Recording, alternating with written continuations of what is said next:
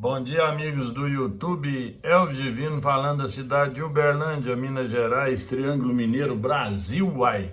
Então, pessoal, ó, lave seca Samsung, reclamação, pulando e fazendo barulho na hora de centrifugar. O que é, pessoal? Ó, eixo tripé quebrado. Sua máquina lave seca começou a fazer barulho na hora de centrifugar.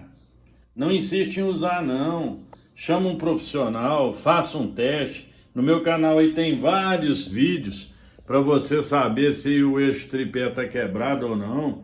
Faça esse teste. Se você insistir, persistir em usar, você vai danificar mais a sua máquina, a sua lave seca.